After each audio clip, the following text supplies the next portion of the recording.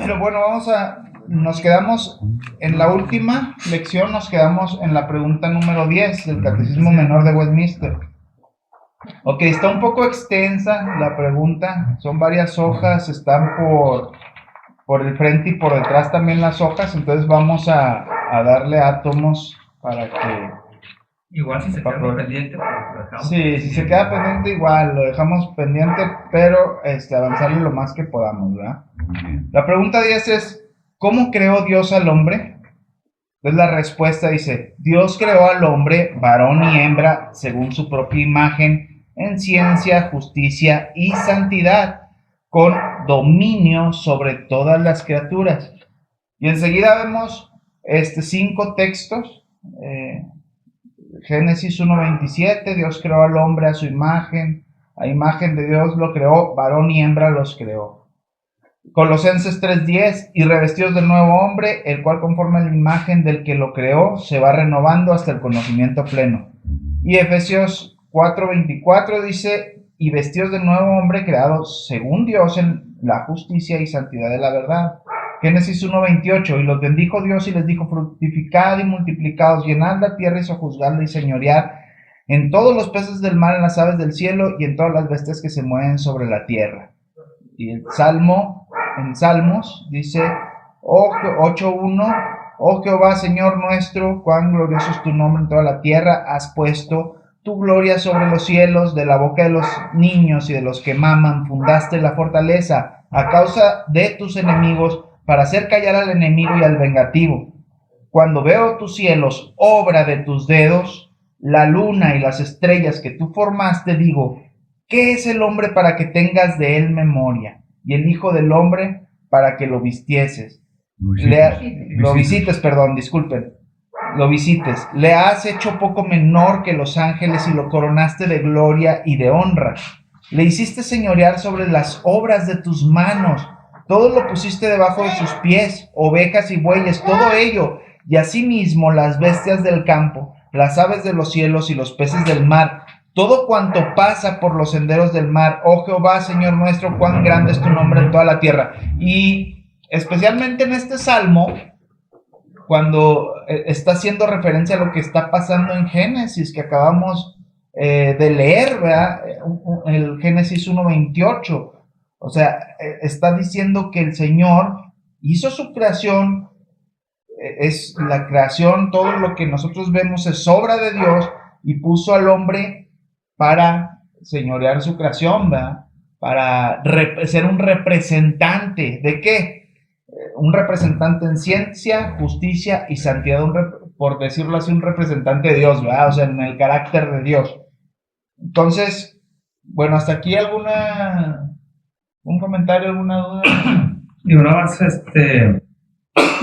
comentar de que esa respuesta, sí, de cómo creó Dios al hombre, si se pudieron dar cuenta, viene de estos 5 partes de la Biblia. O sea, no es una respuesta que se da porque, sí se nos ocurrió, ¿no? Viene de ahí.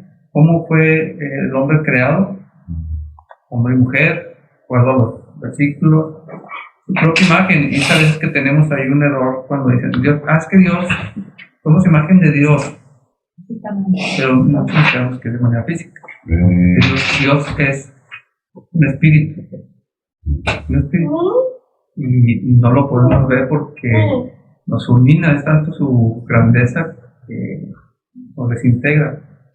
Pero hablar de su propia imagen es de esos atributos que Él comunica. Y a nosotros nos comunicó la ciencia, que es el conocimiento. Nos comunicó la justicia y ser santo. Que después vino a distorsionarse debido al pecado.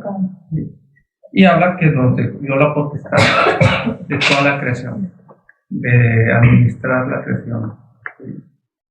Alerta de spoilers. No, sí, precisamente, perdón, nomás así rápido, precisamente es lo que vamos a ver. De hecho, cómo el pecado vino a alterar todo eso. Sí, no, yo quería nomás comentar, hermano. Es un poco profundo esto, que incluso en mi mente muchas veces surcó mi pensamiento, y yo pienso que hasta en mucha gente eh, hoy trato de verlo como dice el hermano, que el Señor es espíritu, bien. Lo digo por esto, porque yo a veces para mi tranquilidad, conformidad, cuando pienso en Dios, pienso como basándome, como mucho tiempo me basé, que estoy tratando de salir de eso, en idealizar a Dios como un hombre, ¿sí? O sea, la imagen, así, de dos pies, y le digo, y como todo el mundo, hoy lo representan en el YouTube, donde sea sentado así, como un hombre, ¿me entiendes? O sea, y yo creía eso cuando dice que a su imagen, yo pensaba que, entonces yo soy así, con dos pies, con dos manos, entonces yo, a su imagen. Claro, y semejanza, esos atributos de santidad y justicia, ¿verdad? Así, esa idea tenía yo, y es más, a veces para mi conformismo pienso en Dios como eso que estamos acostumbrados a ver en un trono a un hombre, vamos, sí, sí, ¿verdad? O sea, así con barba y todo esto. Esa es la idea general, ¿no, hermanito? Que yo creo que muchos todos tenemos. No, y aún nosotros, sí, sabemos que no, luego nos llega nuestra primera imagen. Ándele.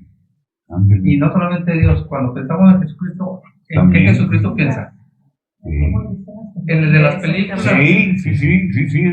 Y cuando la Biblia habla de otro tipo de Jesucristo físicamente, ahí sí lo describe y no es así el guapo de ojos. Sí, de ojos azules y todo. Sí, así lo pienso. Bueno, hermano, entonces ahora me doy cuenta, hijo, perdón, que tal vez, y aún sigo, yo creo que muchos seguimos, si llegamos a ver al Señor, ver cómo es ¿sí me entiendes? Su forma, ¿no?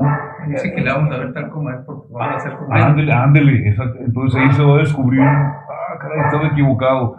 Pero en lo que respecta, eso es a la imagen que le digo, eso era lo que mi mente da. Y en lo que respecta y semejanza, ahí sí distingo. ¿Cuál es la semejanza de que Dios quiso poner en nosotros la justicia y la santidad? Ser semejantes en justicia y santidad. Eso es lo que yo, ¿verdad? De hecho, sí lo hizo en Adán. O sea, la Biblia nos narra que sí lo hizo en Adán, y es lo que estamos viendo aquí. Hay muchas figuras también, por ejemplo, en la famosa pintura de la creación, que está un señor barbón así, extendiendo su dedo con el hombre, y así como que haciendo un toque, pero están haciendo una figura de Dios. Pero tenemos que entender que Dios no, bueno, si lo llevaríamos a un campo ortodoxo, la Biblia prohíbe hacer imagen de Dios. En Éxodo dice, no te harás imagen de Él.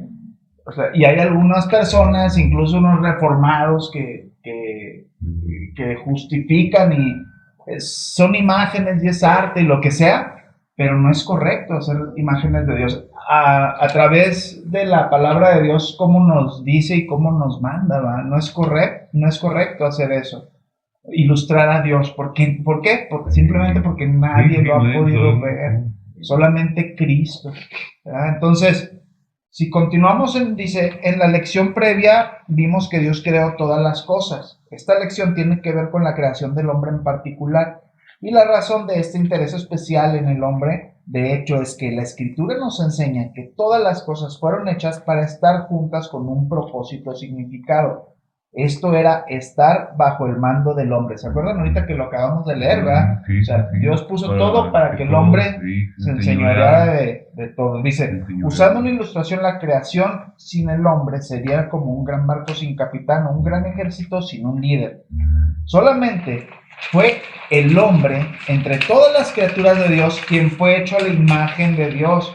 Fue solo al hombre al que Dios le habló estas palabras. Entonces tenemos Génesis 1:28, y los bendijo Dios y les dijo, fructificad y multiplicaos, llenad la tierra y sojuzgadla, y señoread en los peces del mar, en las aves de los cielos, y en todas las bestias que se mueven sobre la tierra.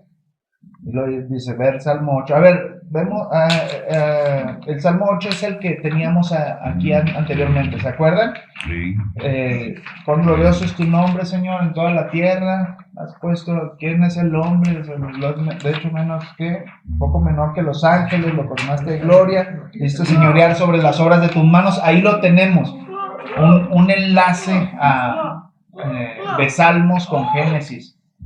Lo que está hablando el salmista refiriéndose a lo que él sabía y había sido enseñado de Dios en el Génesis. Dice, pero ¿qué hay acerca de la teoría de la evolución con respecto al hombre? Algunas veces se dice, y aún los cristianos, fíjense qué peligroso y qué tremendo, aún los cristianos dicen que es verdad que el dominio y autoridad del hombre sobre la creación puede ser armonizada o acoplada con la teoría de la evolución. O sea, pueden llevarse bien estas cosas, la teoría de la evolución con la creación. Aquellos que tratan de hacer esto a veces se les llama evolucionistas teístas. Estos estarían de acuerdo con la enseñanza de la evolución y gran parte de ella. Este es el proceso de desarrollo que se ha hecho en el mundo, dicen ellos. Primero, se inicia con los seres unicelulares y después continúa hasta llegar a los seres más complejos, etc. Pero también creen que esto ha sucedido porque Dios ha estado detrás de todo esto, controlando las diferentes etapas del desarrollo evolutivo.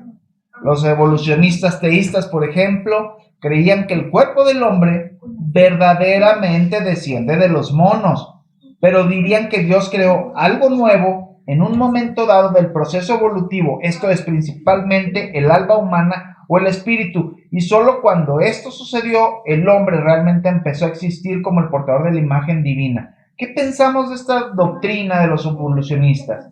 ¿Es la evolución un método creado por Dios? ¿Qué dicen ustedes, hermanos? ¿Qué pensamos de esta doctrina? No, pues es que si creemos en la creación, yo creo que debemos aceptar al 100% en la creación, que no quepan dudas. ¿Cómo entonces si me queda una duda? Por ejemplo, si me entrara una duda que dijera, híjole, a lo mejor sí, podría ser, estaría yo dudando, entonces pondría en duda, creo yo, lo que me dice, ¿verdad? Que Dios creó al hombre. O sea, es definitivo y rotundo. Ahora llevémoslo un poco más científico. O sea, la teoría de la evolución, ¿verdad? Están las células ahí, el changuito, el mono, y luego de repente se empieza a evolucionar y le empiezan, de repente a través de los años se le quita el cabello, y luego eso es lo que los teístas, evolucionistas enseñan, ¿no? O sea, se les empieza a caer el cabello, y luego estos monos que son, de repente se empiezan viviendo, incorporar así. Cuando llegan a una imagen de un hombre, como actualmente lo conocemos, en ese momento es que Dios pone el espíritu del hombre, o sea, pone, como dice aquí, pone el alma humana o el espíritu, ¡pum!, de repente lo pone. Eso es lo que ¿Esos son los evolucionistas teístas? Así es. Eso es lo que argumentan en defensa a la evolución. Sin embargo, tomemos en cuenta una cosa, hermanos. O sea, dice la palabra de Dios que Dios creó al hombre del polvo de la tierra, ¿verdad? Entonces, dice que lo creó de ahí y sopló el aliento de vida y vivió, el hombre vivió. El gran problema de esto sería, como lo vamos a ver después, en la siguiente página, creo, que si fuera un chango el que está evolucionando, aunque muchos de nosotros parecemos changos, Sí, parecemos changos. Entonces, si fuera ese proceso y de repente Dios pondría el espíritu, el alma en el chango que era chango, pero que ahora es hombre, habría este problema, que Dios le estuviera poniendo alma a algo que ya había sido creado, que ya estaba creado. Y la Biblia no dice eso. La Biblia dice que fue creado el hombre. Incluso también en Génesis dice que los animales fueron creados de la tierra. Entonces, yo tengo poco, discúlpenme mi ignorancia, pero tengo poco sabiendo esto también, que los animales, y me impacté, ¿verdad? Porque dije, ¿cómo había omitido esto, que también los animales de la tierra? Sin embargo, el único en el que puso aliento de vida el Señor fue en el hombre. Y es por eso quiero creer que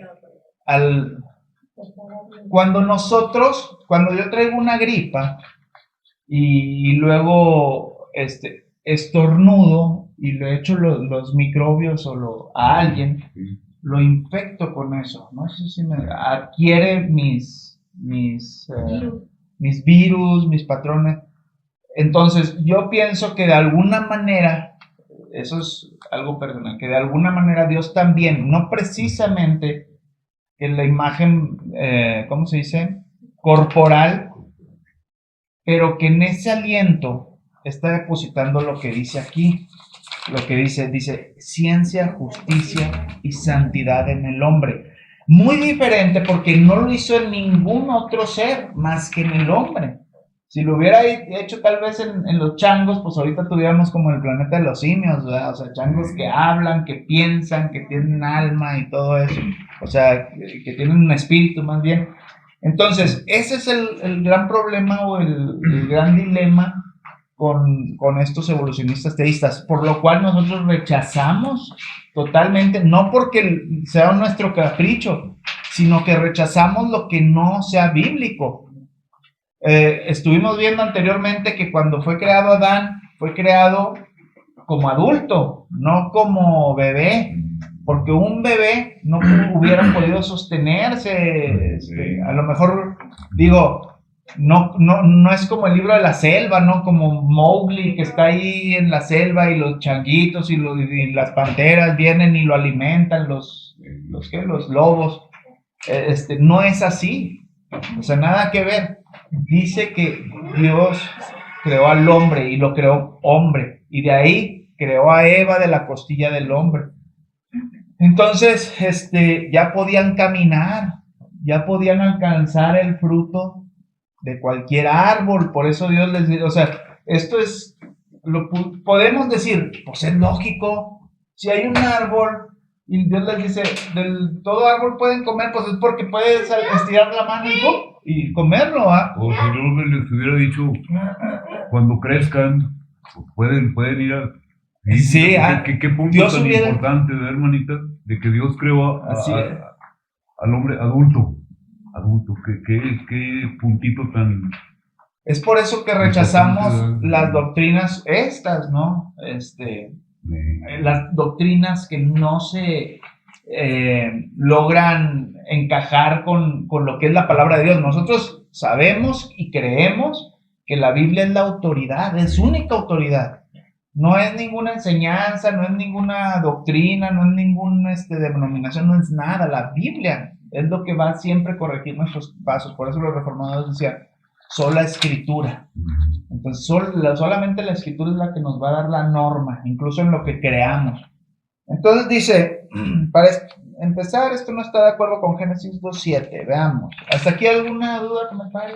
¿No? ¿Está bien? No. Ok, vamos, dice. Entonces Jehová Dios formó al hombre del polvo de la tierra y sopló en su nariz aliento de vida, y fue el hombre un ser viviente. Dice, unidos por el poder de Dios. Los animales a los que Dios ya les había dado vida difícilmente podrían ser llamados el polvo de la tierra.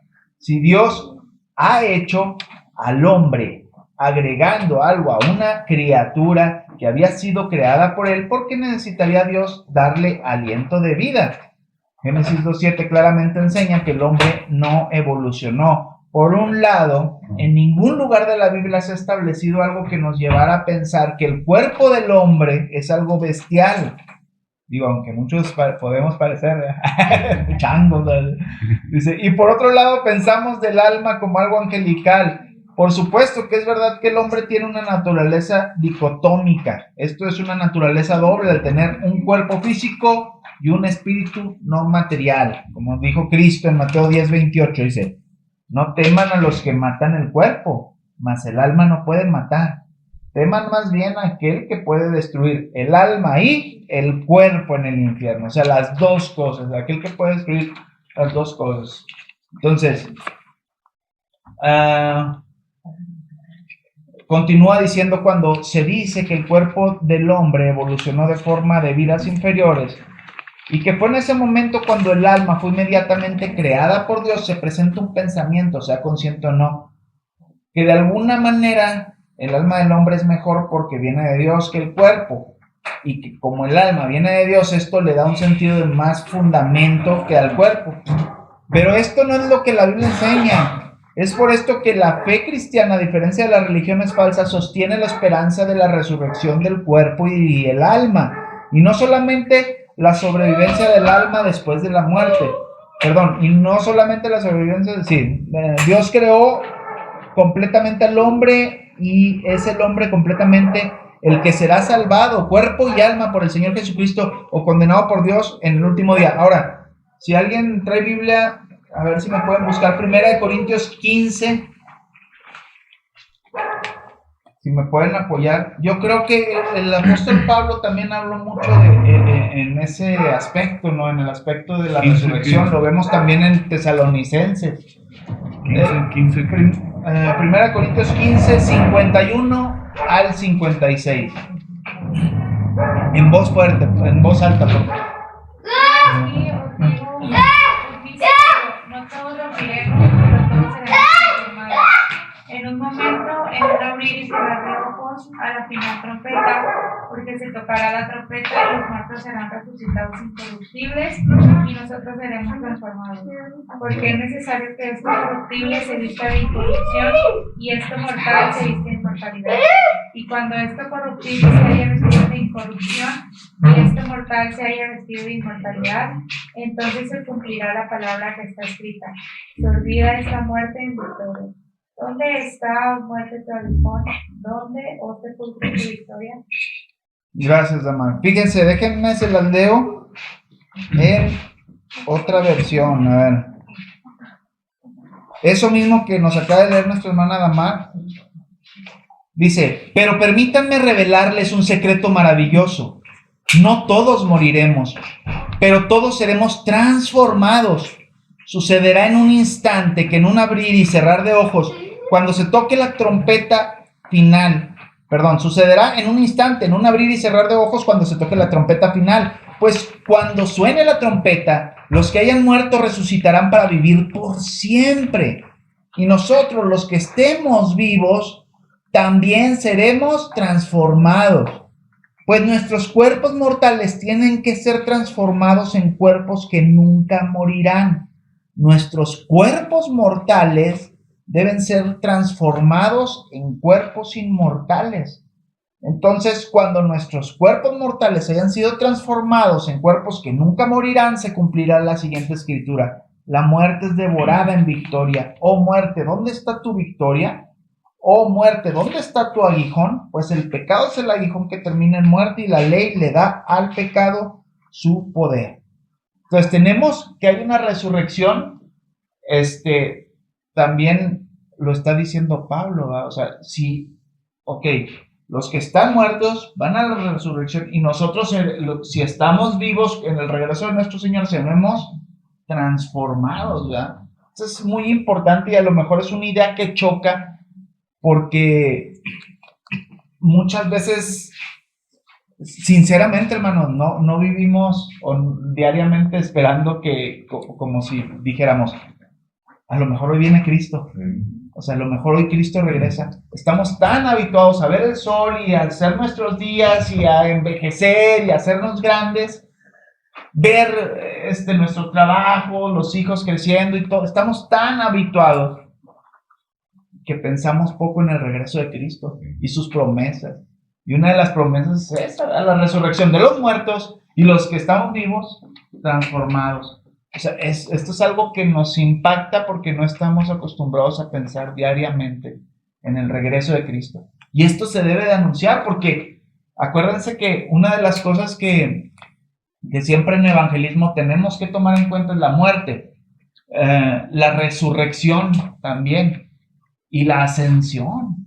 o sea, en el lugar que está Cristo y su regreso, su venida, anunciar su venida. Son dos puntos bien importantes que nosotros tocamos o procuramos tocar en evangelismo, y cuando no lo hacemos, y estamos evangelizando, y cuando no lo hacemos, ay, híjole, ya la regué, perdón, me ha pasado, que a veces sí se me olvidó mencionar la resurrección, o se me olvidó mencionar no sé, la venida de Cristo, y tenemos peso en nuestro corazón, porque realmente, ¿qué es lo que hacemos en el sacramento de la Cena del Señor? Recordando que el Señor va a venir. Es por eso la importancia también de los sacramentos, el bautismo, la Cena del Señor, etcétera, ¿verdad?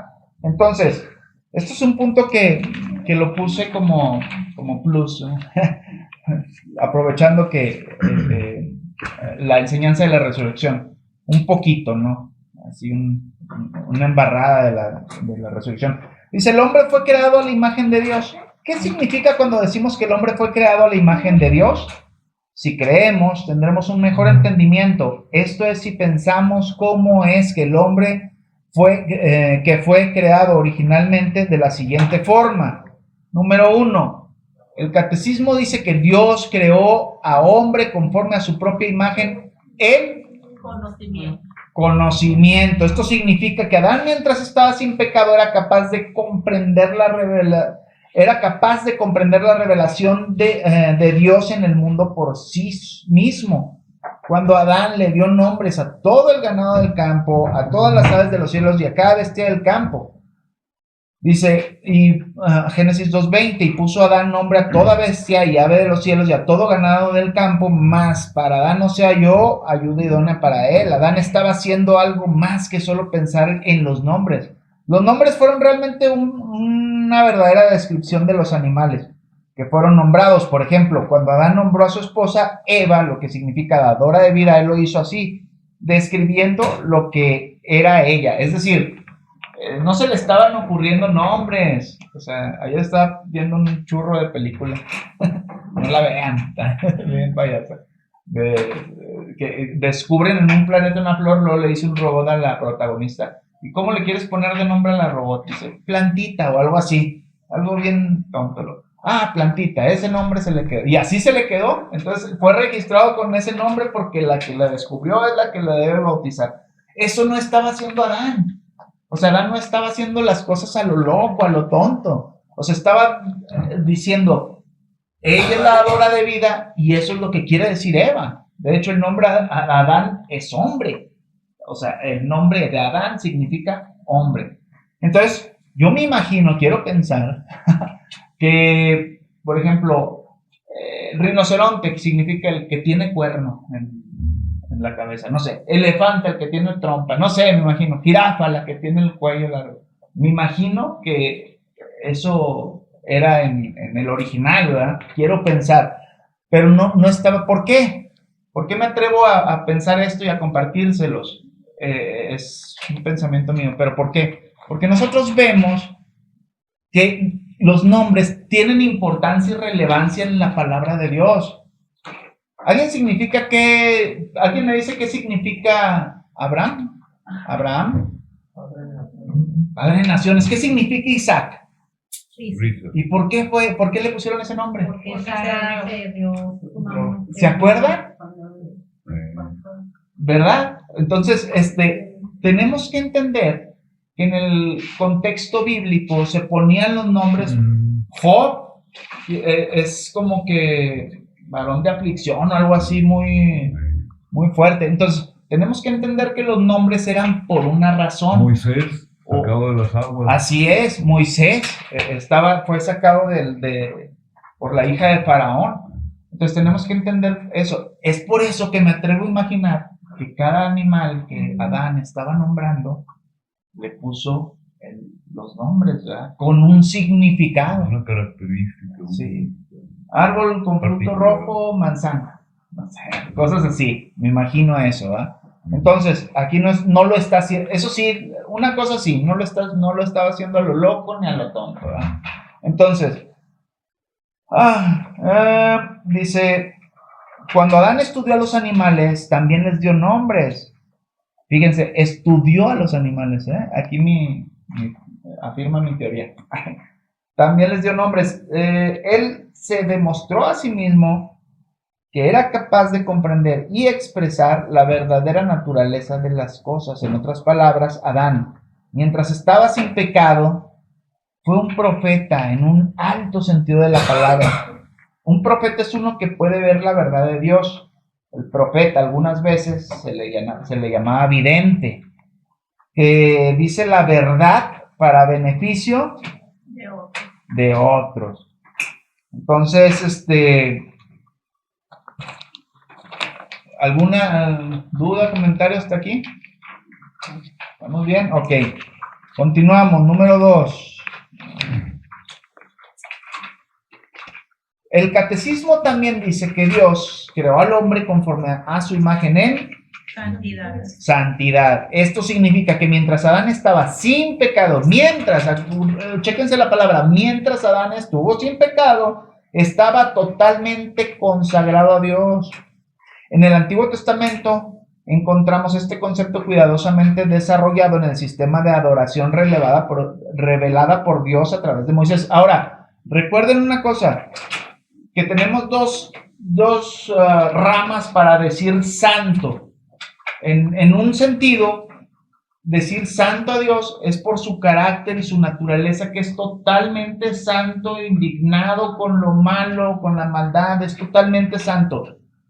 Es como único, es, ¿cómo se dice? Apartado. Limpio, o sea, no, aquí lo tenemos en un concepto, no hay palabras para, o sea, en el máximo estándar de justicia, de amor, de todo, en el máximo estándar de Dios. Pero decimos, Dios es santo.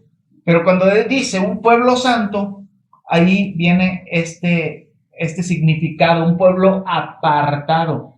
O sea, no somos igual de santos que Dios, porque Dios es su carácter. Pero cuando se refiere, por ejemplo, a nosotros como pueblo, nación santa, es un pueblo que ha sido apartado con la finalidad de reflejar el carácter que vemos en lo que vemos en la lección, un carácter justo, un carácter santo y un carácter de conocimiento, ¿ah? Entonces, continuamos. Había el sumo sacerdote, el tabernáculo y varias ofrendas. Fueron ceremonias divinas. La idea básica de la santidad siempre fue prominente. Santidad significa estar apartado para Dios. Con la santidad en Adán no era para practicar ceremonias o sacrificios, porque ya era santo, o sea, ya era, sí, ya era apartado. Él estaba apartado para el Señor en todas las cosas que hacía. Las hacía con gozo. En este sentido, Adán era verdadero sacerdote. Fíjense los oficios que desde ahí empezamos a ver. El catecismo finalmente establece que Dios creó al hombre conforme a su imagen y semejanza en justicia. Justicia es otro nombre para la obediencia a Dios. Aquel quien hace las cosas que Dios le ha dicho que haga, hace lo que es justo. Así que es completamente propio decir que Adán, antes de pecar, era rey. Un rey, como lo vimos en Salmos al principio, un rey es alguien que gobierna. Adán gobernó sobre todo el mundo que Dios le había puesto bajo su dominio, porque él conocía la voluntad de Dios como profeta y su deseo era servir a Dios únicamente como sacerdote. También era capaz de hacer obras de justicia como rey de la creación. De esta manera, vemos que no es realmente exacto hablar de la imagen de Dios en el hombre. Es más propio hablar del hombre mismo como la verdadera imagen de Dios. La imagen de Dios no fue algo en el hombre o alguna parte de Dios en el hombre o el alma. Dice, no, el hombre mismo pensando como profeta, sintiendo como sacerdote y actuando como rey. Esto fue la imagen de Dios. Ahora, tomamos en cuenta lo que dijo nuestro hermano Moya antes de la caída. O sea, eso fue antes de la caída. Tenemos en la hoja 10, ya me lo terminamos, dice, una doctrina fundamental. haremos bien en mantener en la mente lo que hemos estudiado como un recordatorio del catecismo, porque esto es único para el propio entendimiento del hombre, como la imagen de Dios en la creación, que lo acabamos de ver ahorita. Cuando recordamos esta lección, vinimos a comprender muchas otras doctrinas de la fe cristiana. Ahora, esto es importante, lo está diciendo el catecismo en este punto como doctrina fundamental. ¿Por qué? Porque sin estos principios, hermanos, si no consideramos que el hombre, que el primer Adán, sí fue creado en justicia, pero sucumbió, y el Cristo, el segundo Adán, fue creado en justicia, pero obedeció, o sea, en justicia, ¿verdad? O sea, no vamos a tener un concepto de nuestra redención y de nuestra salvación, ni siquiera vamos a apreciar, porque es probable que nos desviemos por otras vías, ¿verdad? Pues me esfuerzo, pues hago, pues esto y lo otro. Sin embargo, aquí tenemos... Aquí es muy importante eso, Sí. reconocer que somos pecadores, porque mucha gente piensa que con que no hacer mal a mi prójimo, dedicarme a mi familia, yo ya estoy bien con Dios. Y qué difícil, o sea, qué difícil cuando uno piensa, ¿yo por qué? O sea, ¿yo por qué voy a ir al infierno? Si yo estoy bien con Dios. Y eso nada más es el Espíritu Santo que empieza a revelarnos nuestra condición. Ahí yo creo que también, así como usted dice, o sea, sí es bien importante eso, porque muchas veces cuando venimos a la fe, no estamos acostumbrados, la mayoría no estamos acostumbrados a, si usted me hace un favor, inmediatamente yo me voy a ver comprometido a devolvérselo, o me voy a ver comprometido cuando usted esté en necesidad, voy a decir, híjole, le tengo que ayudar porque me ayudó. Pero en la salvación no es así. O sea, la salvación es por gracia. ¡Pum! Algo que se nos da por gracia y eso derrumba y acaba nuestro orgullo totalmente. Nos aplasta. Por eso dice Pablo, es por gracia, no por obras. No por obras, es por gracia. Para que nadie se jacte, para que nadie se gloríe. Entonces, estos fundamentos de la doctrina cristiana son bien importantes para nosotros, porque si no, se pueden torcer o podemos llegar a tal grado de que soy bien santo en la iglesia, ya me subo y me toco a cantar, yo ya estoy sirviendo con el Señor, me despreocupo entre semana, me aviento un pecadillo, ahí lo que sea, que al cabo hay gracia, ¿cuál es el problema? O sea, esas distorsiones en la mente es lo que hace un mal entendimiento, una mala doctrina. Por eso tenemos que entender lo siguiente, número uno, la doctrina de la total depravación del hombre. ¿Alguien escuchó el de R.C. Sproul? De esta semana, el miércoles. Fíjense, providencialmente se tocó este tema, la depravación total en la caída del hombre. Es decir, el hombre está totalmente infectado. Desde la caída estamos en su totalidad infectados. Es más, les voy a decir así, no podemos ni siquiera hacer una obra buena de caridad sin haber pecado en nuestros corazones. ¿Por qué? Porque al momento que está alguien y me está pidiendo una moneda, tenga, o un billete, tenga, para que me vea más. O de repente, hice mi buena obra del Boy Scout del día. Y eso es pecado, eso es vanagloria. Yo tengo un problema con eso, porque antes iba con un ministerio que viajamos a varios lados y a Costa Rica y todo. Y la bronca, yo tenía una bronca bien grande con ese ministerio, porque para todo tenían que estar tomando fotos, entregando despensas y todo. Yo tenía un problema. Sí, o sea, déjenme decirles algo. Yo siempre soñé con ser, se les va a dar risa, pero siempre soñé con ser estrella de rock, ¿verdad? O sea, siempre dije, no, pues yo veía a los artistas, no, quisiera tener una multitud y todo, y siempre era así como mi deseo en la juventud, ¿verdad? Desde que tenía mis 12 años, 13 años. Por eso entiendo ahora a muchos que se apartan, o sea, que se apartan de los escenarios. Comprendo a los artistas que genuinamente se apartan de los escenarios, porque eso hace mucho daño en el corazón del hombre, la vanagloria. Spurgeon decía que nos cuidemos cuando una persona viene y después de predicar nos dice, felicidades, estuvo muy buena la predicación. Dice, no hombre, andas por un lado.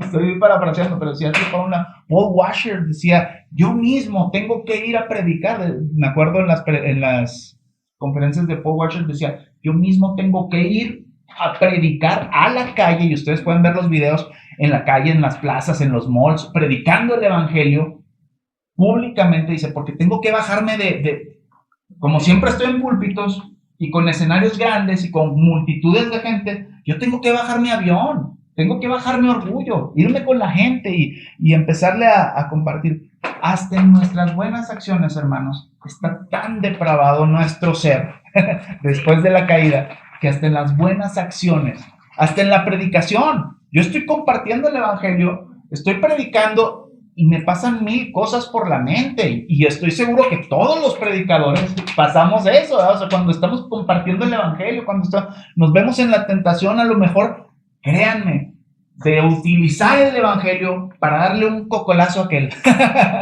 o para darle a esa hermana o para darle a fulano, nos vemos en tantas tentaciones, o sea, corremos tanto peligro, pero es por este remanente de pecado que traemos a raíz de la caída. Es por eso que aún nuestras buenas obras no valen. Pero ¿saben cuál es nuestro aliciente?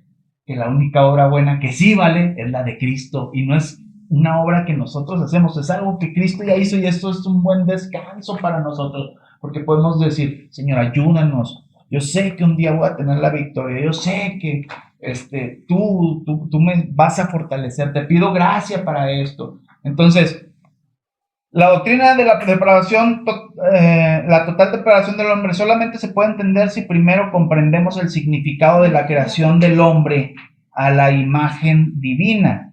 Fue la totalidad del hombre que cayó en la primera transgresión de Adán, y es el hombre quien ahora está completamente corrompido en cada una de sus partes. Hermanos, hermanas, estamos completamente corrompidos en cada una de nuestras partes, aún hasta en los más chiquitos.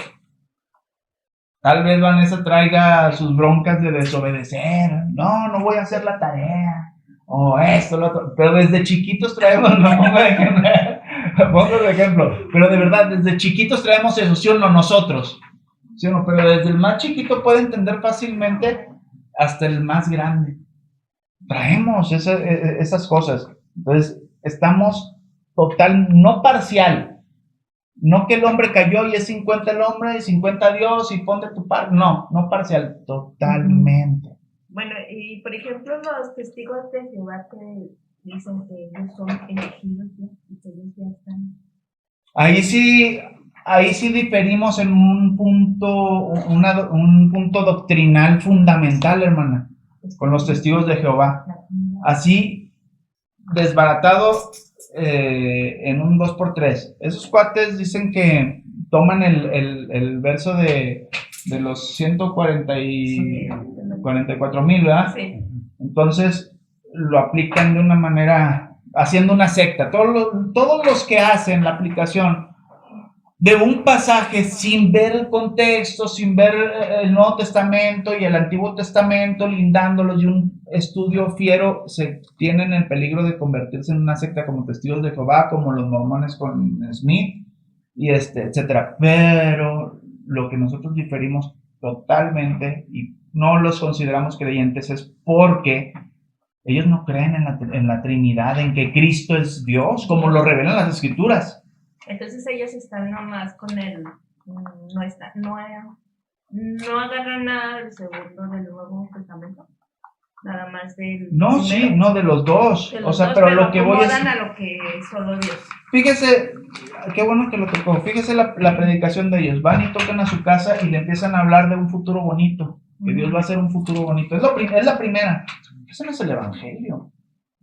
El evangelio es que Dios está indignado y airado con todos los pecadores, y el evangelio es un llamamiento.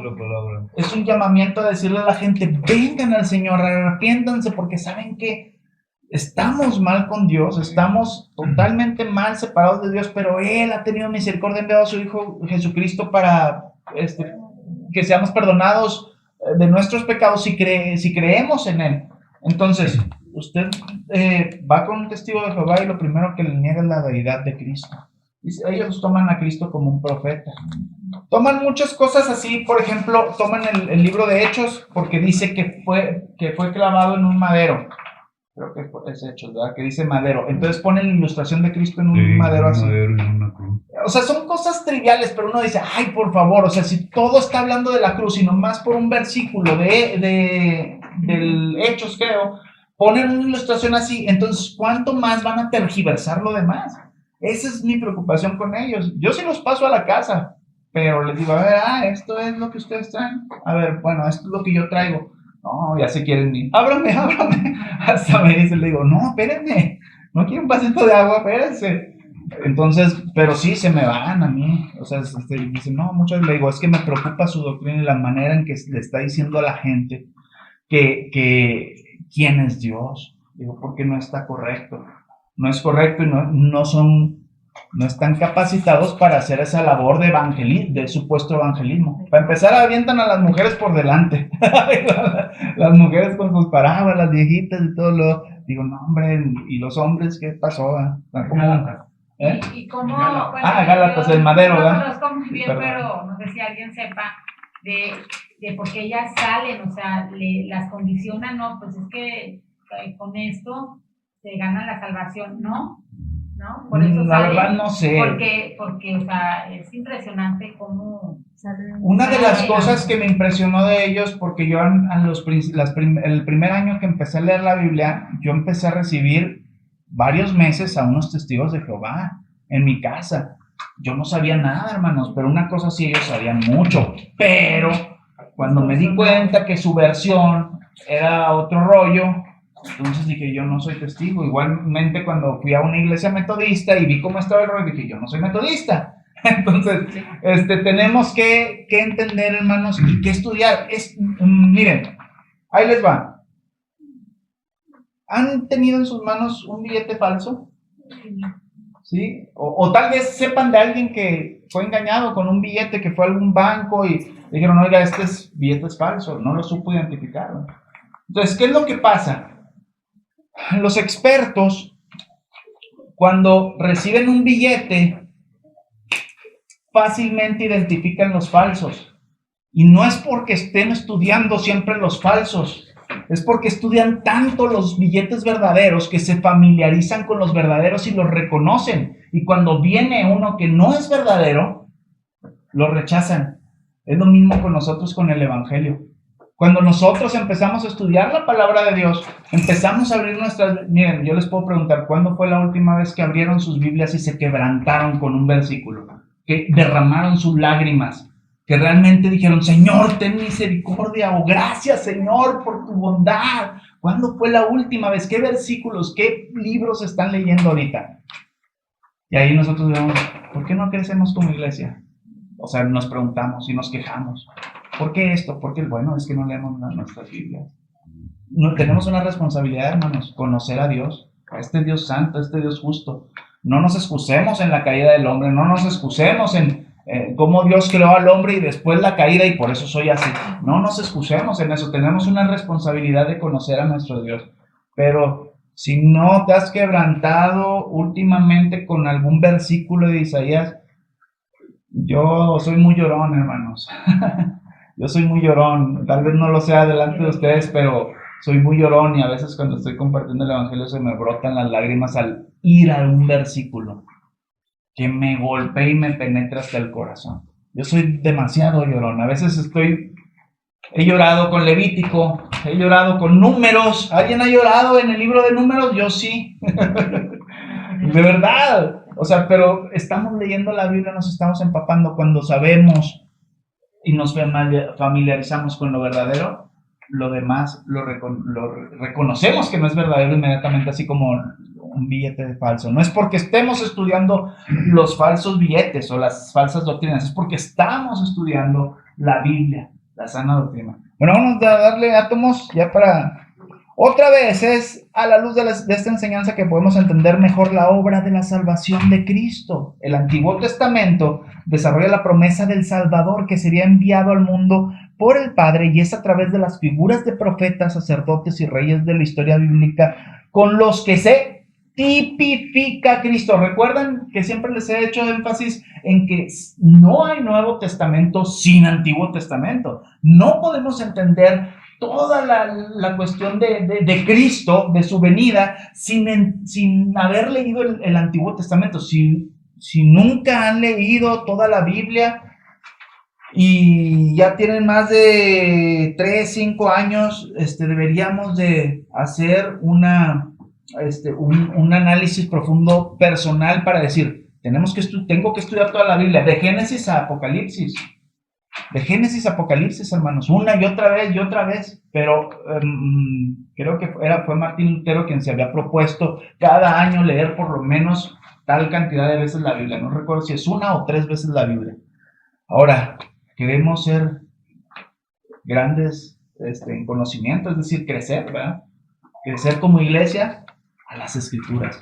No a lo que diga yo, no a lo que digan los hermanos, no atenernos a lo que diga el internet, porque no te estoy diciendo que veamos predicaciones, que también es bueno. No te estoy diciendo que estemos viendo predicaciones y que pueden ser muy buenas, pero no va a haber nada con que nos metamos, no va a haber nada comparado con que nos metamos en intimidad con la palabra de Dios. Apaguemos el celular y todo, lo volteemos, lo pongamos en silencio y empecemos a sumergirnos en la palabra de Dios.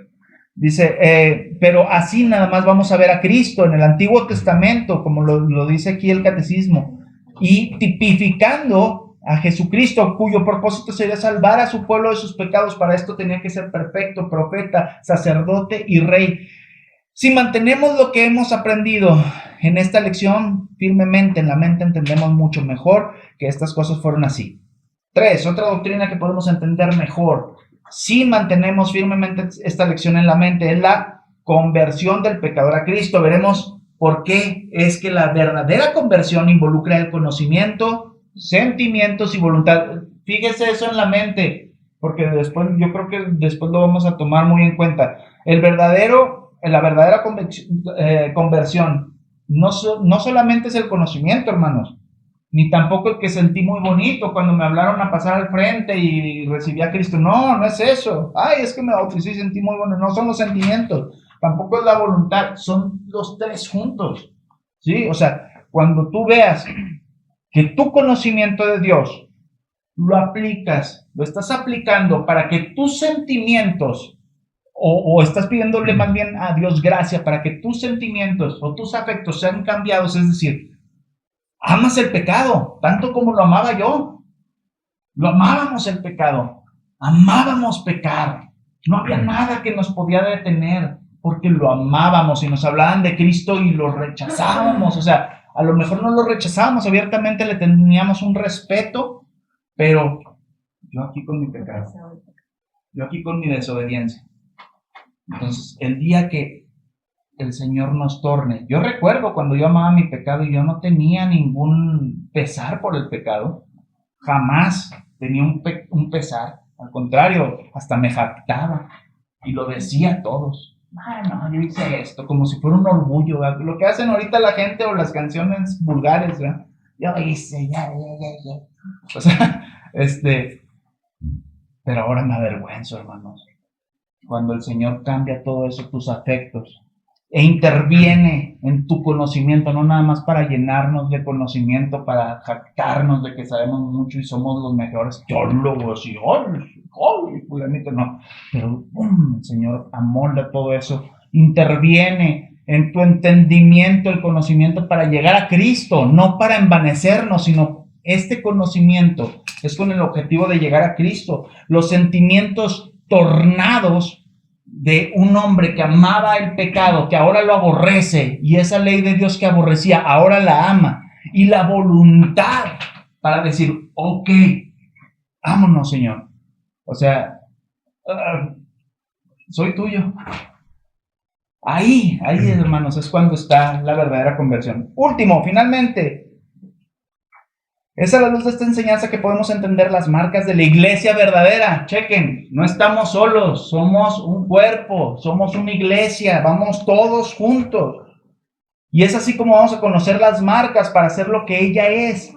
La verdadera iglesia de Cristo no es un edificio, sino que es un organismo vivo, un cuerpo de personas, quienes pertenecen al Señor Jesucristo. En otras palabras, esto es una compañía de aquellos quienes son convertidos al verdadero conocimiento, justicia y santidad. Como veremos por qué estas son las señales de la verdadera iglesia que deberán ser y son la predicación fiel de la palabra de Dios, la verdadera administración de los sacramentos y el ejercicio fiel de la disciplina en la iglesia, En estas cosas veremos el glorioso cumplimiento del ministerio de Cristo como profeta, sacerdote y rey, por lo cual veremos también a su pueblo viniendo por ellos mismos a ser participantes de todas estas cosas.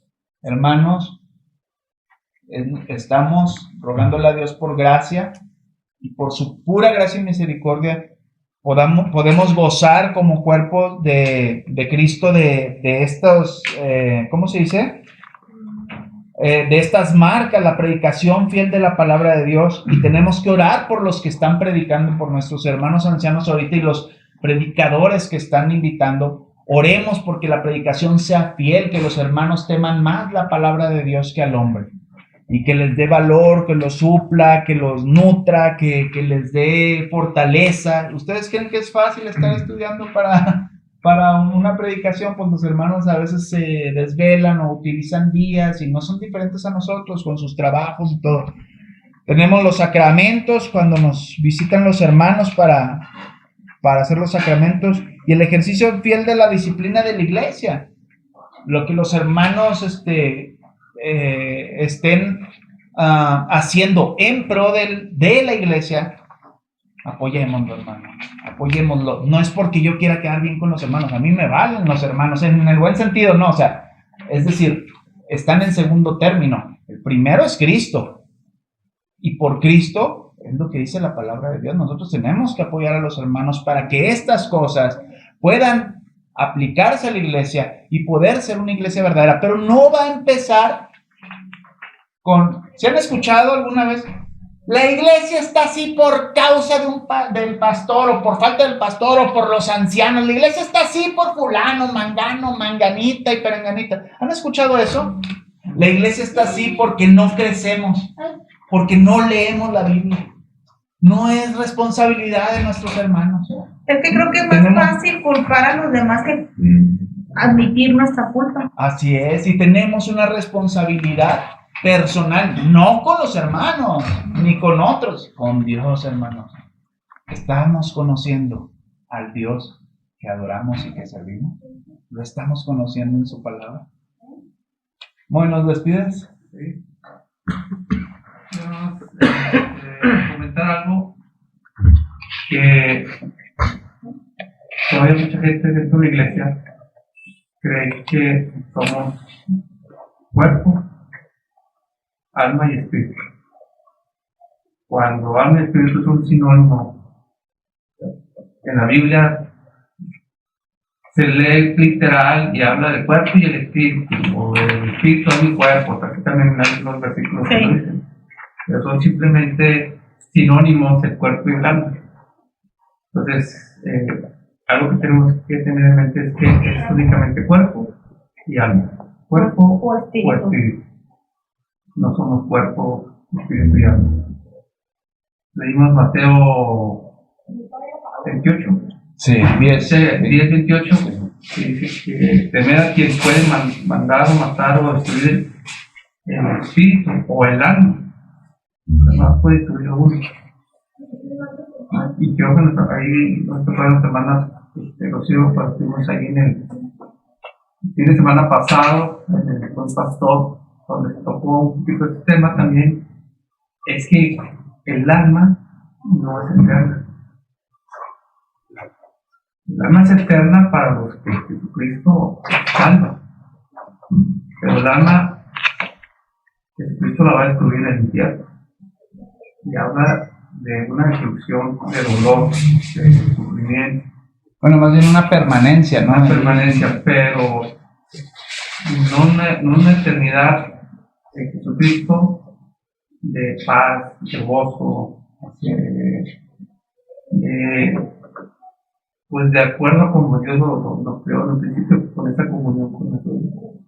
Entonces sí es algo que tenemos que ir cambiando, no solamente porque siempre estamos así, siempre pensamos, les digo, es normal porque hemos enseñado de una manera no reformada, que estamos tratando de ir cambiando a esa doctrina reformada de acuerdo a las escrituras, como lo mencionó, que es de todas las escrituras, y interpretándose con la misma Biblia, no con la persona de No con experiencias de con experiencia.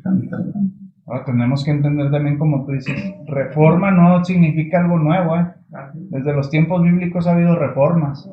Desde los tiempos de Reyes, Crónicas, Esdras trajo una reforma, lo leemos en Esdras de Nehemías. Incluso los fariseos no eran lo que conocemos en el Nuevo Testamento. Ellos habían traído, eran los que celaban la adoración en la reconstrucción del segundo templo, eran los que guardaban en su lo más fiel posible la enseñanza, la doctrina. Obviamente se distorsionaron después en arrogantes y todo, ya en los tiempos de Cristo, pero ellos hicieron una gran reforma para traer de nuevo la ley y los ritos de los sacrificios y los rituales del templo y todo. Pero ha habido reformas en la Biblia, en la historia, y ahora con la reforma protestante no significa más que traer la forma de la que fue diseñada, traerla antes, como lo que estamos leyendo aquí. O sea, ¿cómo fue diseñada la iglesia? Bueno, pues la salvación es solo por fe, solo escritura, solo es por gracia la salvación, no por las obras. Sí, solo a Dios la gloria, Dios se lleva la gloria en todo. Y me falta una, ¿no? Solo fe. Ya. Solo Cristo. Solo Cristo, y solo Cristo salva, gracias. Ya, entonces, tenemos que considerar eso, que no nos asuste esa palabra, porque muchos tienen este tabú. Reformado, no, siempre ha habido reformas en la iglesia y desde el Antiguo Testamento y el Nuevo Testamento. O sea, siempre ha habido reformas para volver a tomar la forma que originalmente era. Nosotros buscamos tomar la forma bíblica. Y qué importante es leer la palabra de Dios, hermano. No me acuerdo ahorita qué rey en el Antiguo Testamento. Israel estaba completamente desviado de lo que Dios inicialmente les había ordenado. ¿No era Ezequiel? Se me hace que sí, hermano, que encontró la ley. Sí. Entonces, o sea, lo importante de que ¿cómo te vas a dar? ¿Cómo vas a saber que estás mal si no lees la palabra de Dios? Ese rey, no me acuerdo quién fue, hasta que leyó la ley de Dios, fue cuando dijo estamos mal. Y lloró y se arrepintió. Es lo mismo que hace también Nehemías. Y la oración de Nehemías en Nehemías 1 es de las más hermosas que yo he encontrado en la Biblia, porque confiesa su pecado. Yo, mis padres y nosotros aún hemos pecado y tú no sabemos que nos has abandonado, pero tú dices tu palabra, lo estoy parafraseando, tu palabra dice que si nos volvemos a ti. O sea, esto lo tenemos porque nos lo merecemos. Fíjense cómo ora Nehemías bien hermoso. Practiquen parafraseándolo diciendo, tenemos esto, somos cautivos y tenemos todo estos sufrimientos porque nos lo merecemos. Nosotros y nuestros padres pecaron. Pero tu palabra dice que si nos arrepentimos y nos volvemos a ti, tú tendrás misericordia como lo prometiste a tu siervo Moisés.